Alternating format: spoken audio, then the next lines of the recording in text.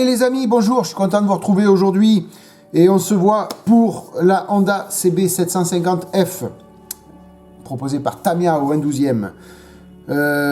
Écoutez, ça a pas mal avancé hors caméra, je vous prie de m'excuser, j'ai un petit peu travaillé sans vous. On s'était quitté la dernière vidéo sur la peinture des pièces moteurs. Et puis moi j'ai un petit peu avancé le boulot, j'en suis arrivé à l'étape 3, ici. Où j'ai monté le bloc moteur dans le cadre. Je suis venu dégrapper les pièces suivantes. Ça, cette partie-là n'est pas faite. J'ai dégrappé tout ce qu'il faut pour la roue arrière, plus tout ce qu'il faut pour la roue avant, puisque je vais peindre les deux roues en même temps. Comme ça, je sors l'aérographe qu'une seule fois avec la même couleur. Mais ça fera partie certainement d'une autre vidéo. Là aujourd'hui je voulais vous montrer le travail réalisé à l'étape 3, le bloc moteur dans le cadre. Voilà, donc j'ai fait tout ça hors caméra, j'avais pas la possibilité de faire une vidéo live et j'avais pas envie de vous faire une voix off sur le montage. Voilà, je vous prie de m'en excuser. J'ai pris plaisir à faire des vidéos live. Il se peut que je doive repasser aux vidéos en voix off.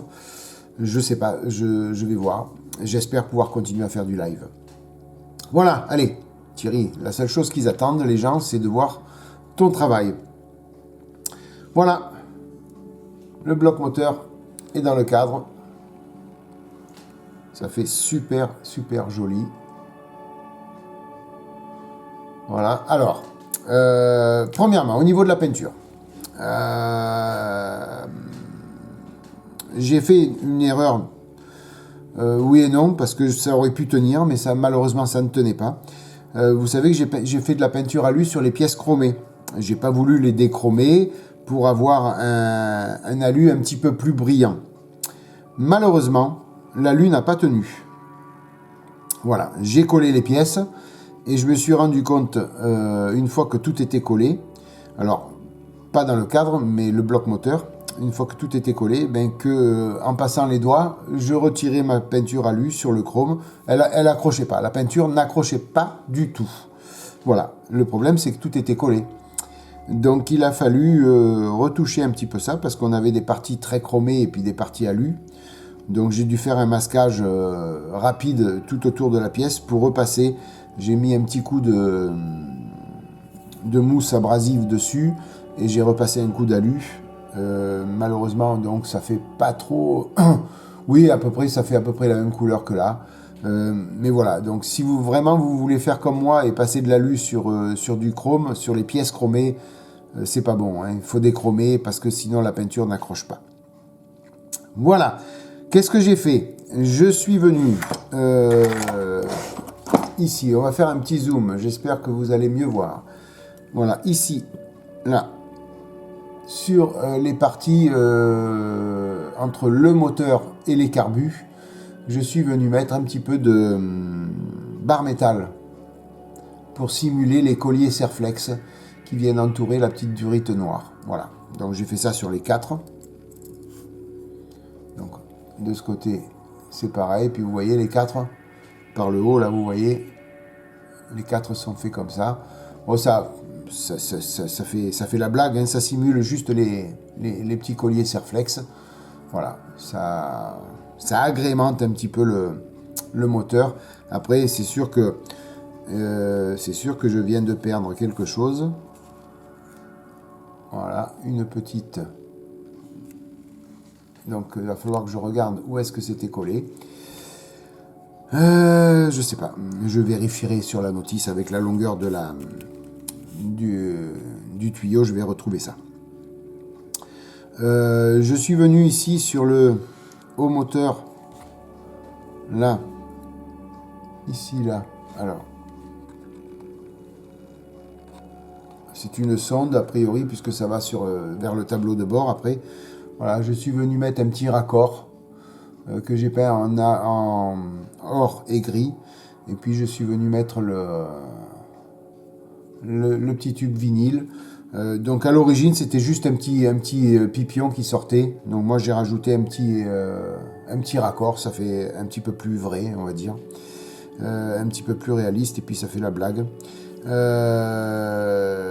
Je suis venu aussi, alors là c'était pas prévu, c'était juste prévu de mettre du tuyau noir. Moi j'ai préféré le mettre en rouge au niveau des bougies. Donc je suis venu mettre, donc c'est du câble électrique que j'ai retiré, dont j'ai retiré les fils à l'intérieur et je suis venu les brancher sur les bougies et entre le tube, entre le petit tuyau rouge et la bougie, je suis venu mettre un peu de, alors que je vais retrouver le mot, du tuyau rétractable, voilà, de l'isolant rétractable qu'on trouve dans toutes les boutiques, voilà, pour faire un petit, alors on va essayer de faire un petit zoom, voilà, comme ça, pour que vous voyez mieux, voilà, donc on voit bien ici le petit raccord, voilà, donc ça fait la blague aussi, ça simule un petit peu l'endroit des bougies. Alors, ce petit raccord, là, rétractable, j'ai trouvé ça dans une grande surface de bricolage. C'est une petite boîte comme ça, vous voyez, où il n'y a que du rétractable dedans. Alors, moi, je vous invite à aller essayer d'en trouver parce que, alors, il est clair que les grosses parties comme ça m'étonnerait qu'on s'en serve dans les maquettes. Par contre, il y a tout un petit lot. Alors, vous me direz, j'ai acheté la boîte complète pour juste ça. Mais bon, vous voyez, il n'y a que du petit là. Il y a toutes les couleurs, bleu, jaune, rouge, noir. Voilà. Donc là, j'ai pris du rouge en l'occurrence pour ça. Voilà. Et ça, par contre, ça peut nous servir parce que c'est suffisamment petit. C'est pas trop gros. Donc ça peut nous servir. Il y a 2-3 diamètres. Après, celles-ci aussi peuvent nous servir éventuellement. Après, le reste, je vous invite, je vous dirais que ça va faire un petit peu gros. Sauf pour faire des grosses...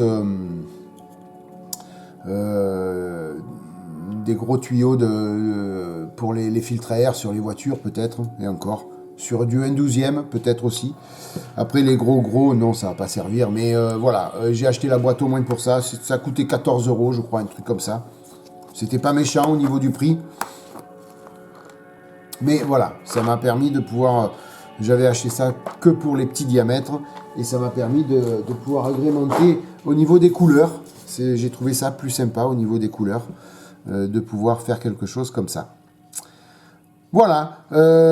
Tout s'est bien placé au niveau de l'ajustement. Hein, donc aucun problème. C'était un petit peu sport pour fixer le cadre sur le bloc moteur. Fallait tenir d'un côté, ça se déboîtait de l'autre. Mais l'un dans l'autre, ça a été quand même. C'était faisable, largement faisable.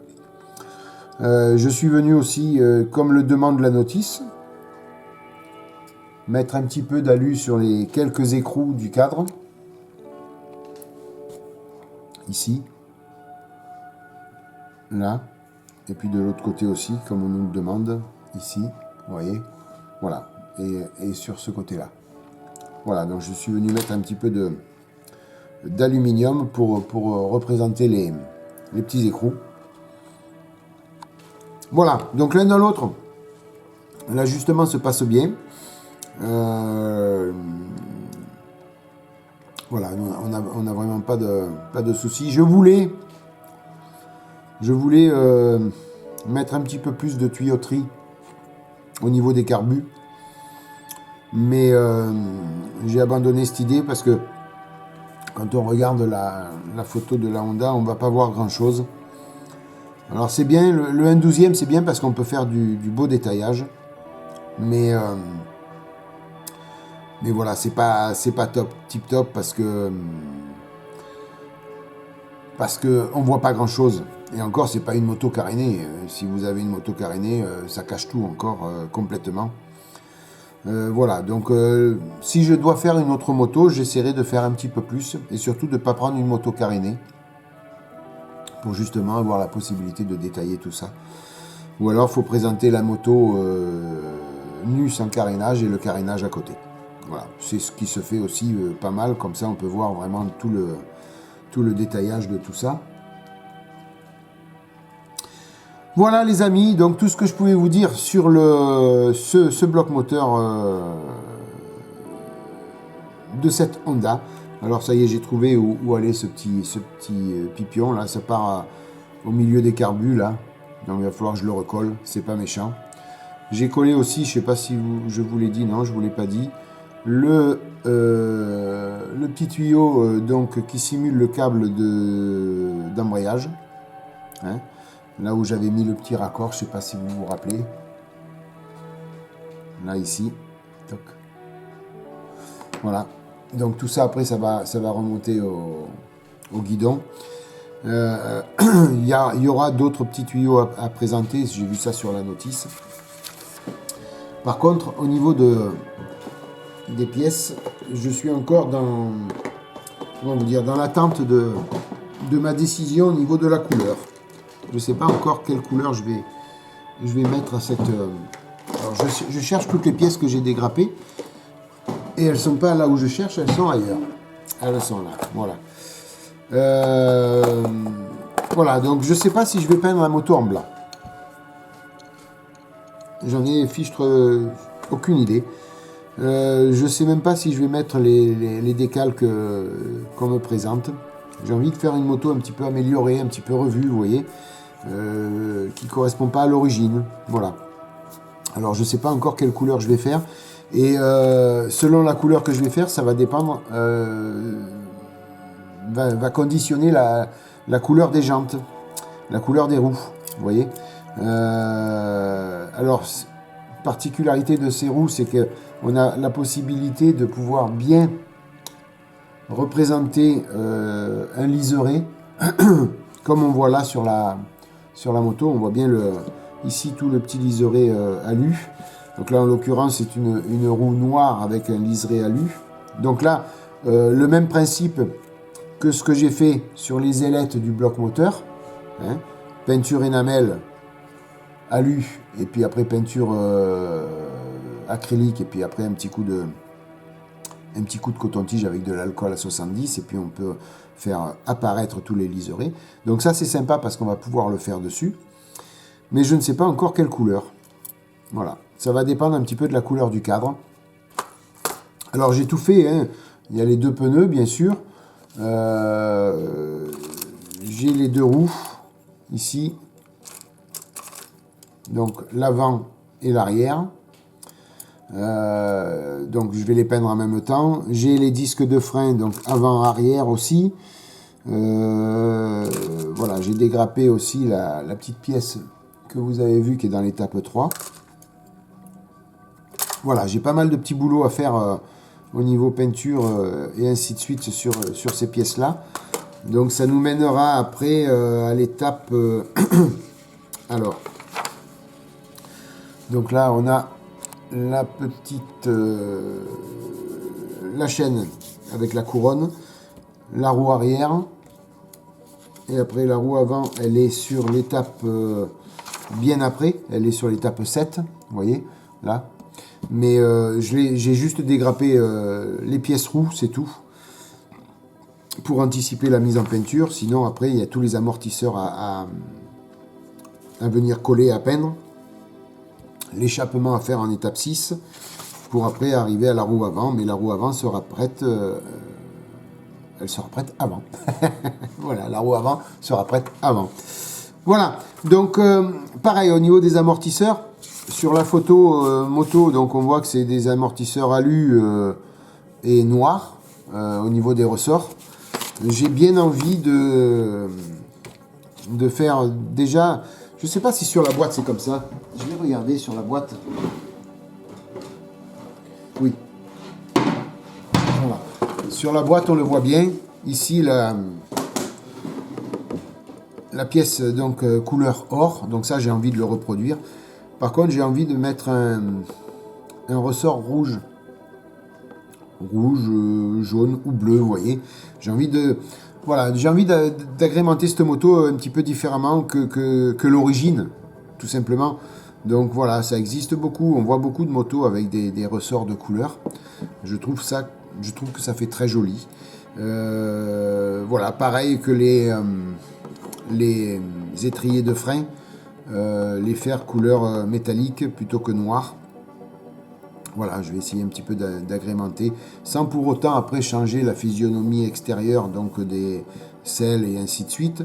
Mais voilà, donc peut-être qu'elle sera blanche quand même, et les décalques bleus comme ça. Je sais pas encore.